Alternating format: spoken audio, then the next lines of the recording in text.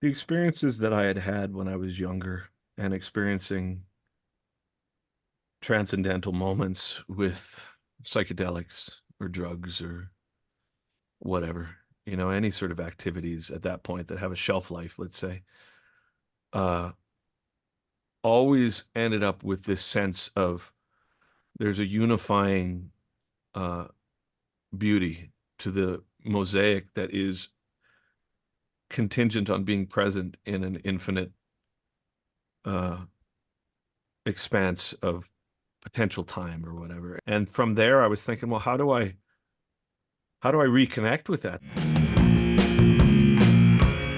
This is an experience of the void.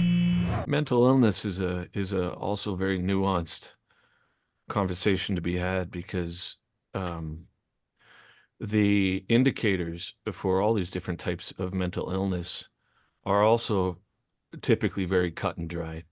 And a manic episode can be interpreted in so many different ways. So Yeah, have you ever had any experiences that would align with the textbook definition of it, or in terms of like manic and depressed yeah, phase?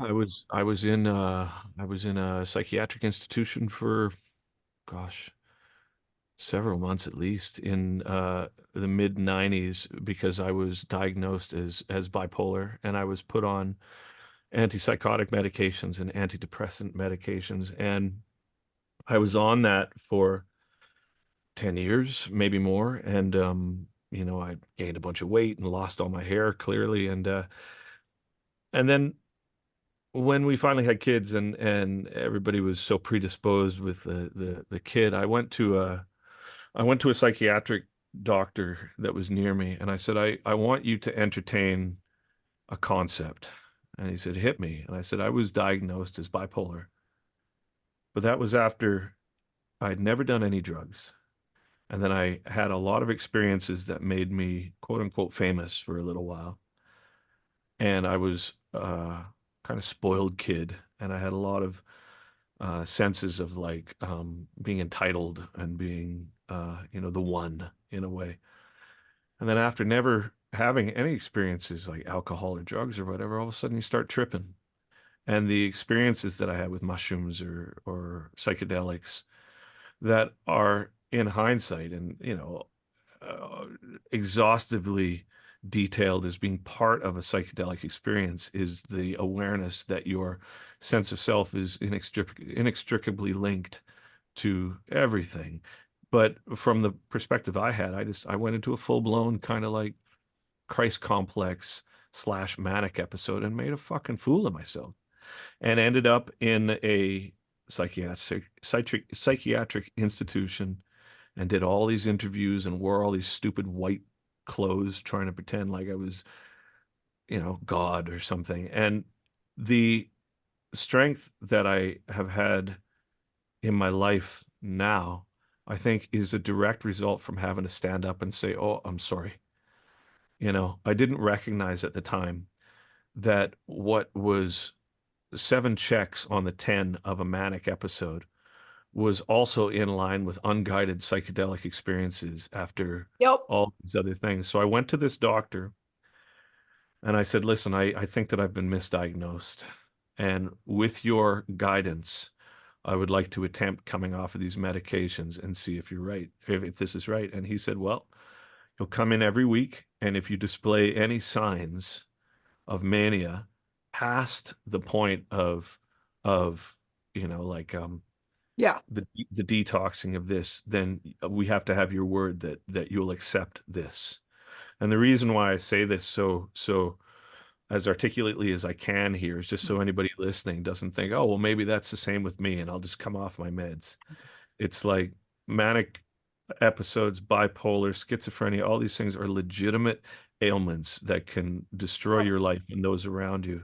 But And in my yeah, in my situation, I felt like that was a possibility, and I was fortunate to have a doctor that was willing to explore that possibility with me. And so now I guess it's been 20 years or so.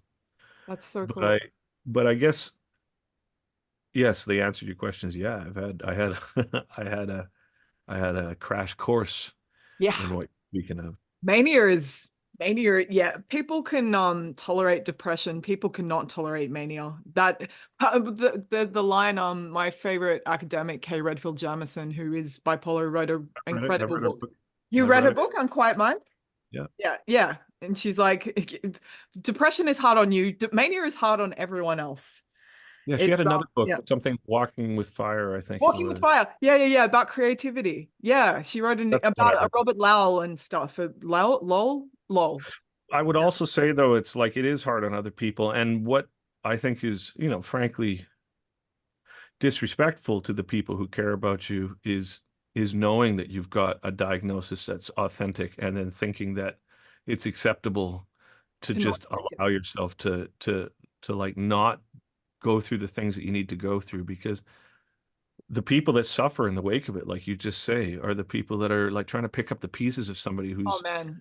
It's choosing to be unmedicated, right? it's carnage. Like it's carnage. And it took me a few years. Like I had the first couple of years when I was diagnosed, I was like, I'm not sick. I'm not trouble. I'm not, I'm not going to stop partying. I'm not going to stop any of this. I'm not going to do medication. I'm creative. I don't want to have my creativity taken away from me and all Yeah, that kind of stuff. How did you come out of it, by the way?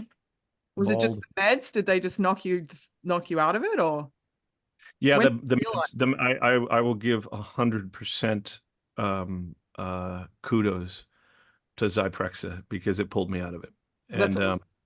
Yeah. had I not been on that, I don't know where I would have ended up, to be honest, because I started becoming more interested in substances that were not creative and they were not mind expanding. They were just more of an escape. And I think had I not had that, what I would perceive as profound humiliation from, I Oh, remember taking this antipsychotic and all of a sudden just being like, what the fuck am I doing? Holy shit. And I'm looking around at all these people who are putting up with this bullshit and all this like, this kind of like stupid fucking 1960s God talk that's coming out of unguided psychedelic experiences that I was imposing on my music, on everything, and by proxy the audience and all this shit. And I remember just being like, "Oh fuck, what do I do?" And I remember thinking, "Well, you're either going to come back from this or you're not." And it took another experience that really helped, and that was because I spent maybe about 7 years just being like, I can't believe that I did that. I can't believe that I hurt people. I oh, can't dude. believe. Yeah. It's hard to live with. Well, this is the thing that was the second thing that was super helpful is I was at a party. There's a guy who's maybe 10 years older than me, and I was like, I can't believe it. And he's like, dude, shut the fuck up. And I was like, what? And he goes, you're just so busy fucking feeling sorry for yourself that you're not getting over it. It's like your whole internal dialogue has become how you can't believe how you fucked up and you can't believe how you hurt people. He's like the only thing that's going to prove to the people that you have even these senses of like supposed insult towards, the only way is by proving that you can get through it.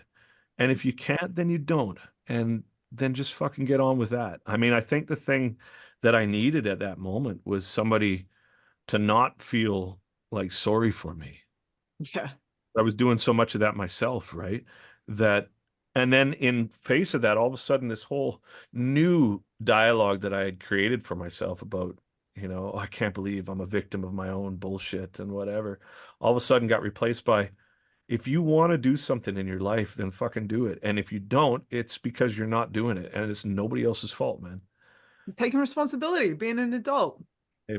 That's sick. That's a huge thing. I think that's good for anyone out there who can't move past this self-flagellation, which is it's just so circular and just torturous, and it just doesn't go anywhere. You don't get a prize for beating yourself up every day. Not No, to but say, I will say it's a process though. I think that a yeah, certain amount of that is inevitable. So I think that, while that was happening, I needed to do it. But there's a certain, after a certain amount of it, you're just like, you're kind of hanging on to this here, come on, buddy. bro. Yeah, Yeah. get it together. And It's so, convenient to not have to do certain things when you can say, Yeah, no, I can't do that because I'm the type of person that's going to fuck up or whatever. yeah. yeah.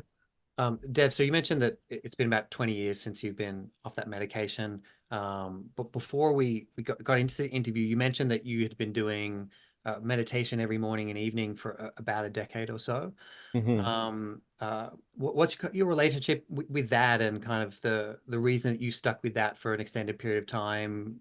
Is that connected to your mental health and something you feel helps you, or? The experiences that I had had when I was younger and experiencing transcendental moments with psychedelics or drugs or whatever, any sort of activities at that point that have a shelf life, let's say, uh, always ended up with this sense of there's a unifying uh, beauty to the mosaic that is contingent on being present in an infinite uh, expanse of potential time or whatever. And the more I tried when I was younger to reconnect with that through mushrooms, for example, the more that the experiences came back from the mushrooms saying everything you needed to learn from this, you learned. Now you're just going to have to put effort into like not being paranoid. It's the Terence McKenna thing. Once you get the message, put down the phone. Very much. And from there, I was thinking, well, how do I reconnect with that? So for a while there, it was, the addiction then would turn to work, and I'd just be like hyper productivity, like my identity was connected to the work in a way that, in absence of it, I wouldn't exist, right? But then eventually, again, that you're just like, yeah, that doesn't fill the void, right? But what kept coming back is like, just shut up, just sit down and shut up, and like the practice then started by because I couldn't figure out like how the hell do you meditate? So I started going to meditation classes, and I'm like driving the teachers they're crazy. I'm like, so do I think about not thinking? Like, what do I do? And everybody's like, no, you just breathe. And then because I'm so goal oriented, I spent the first couple of years of that meditation practice thinking, oh, I'm not doing it right. Oh man, yeah. But I remember hearing an interview with somebody. I wish I could remember who it was, where it really changed it. And from that point on, it just was like, it's become like th arguably one of the, if not the most important thing in my life. And the thing that they had said was meditation isn't about becoming enlightened. It's about learning to forgive yourself. And the way that you learn to forgive yourself is when you recognize that you've strayed from your breath, forgive yourself and go back, and then do that for 20 minutes and then get up. Yeah, you've expressed that so well. It's actually by far, I think, the thing that I kind of am most conscious of when I'm running my own meditation classes, because I so often it comes up the notion of, oh, hey, I'm not good at it because I keep getting distracted. And when I was a kid, I had this notion of meditation as being, you empty your mind, you clear your thoughts. And it was only really a few years ago when I really decided that meditation had been helping me, but I didn't understand it. And I was trying to work out actually the process behind it. But that notion of accepting you're flawed by acknowledging that everybody's mind gets distracted and goes off in different places despite your intention. And then just coming back to the breath. It sounds so simple, but it's just that practice of awareness. And you're talking about how that awareness then impacts your work and other things, because you're just practicing noticing how you are and what's happening in your mind, and then accepting your experience, and then just choosing where to redirect your attention and your intention. This is an experience of the void.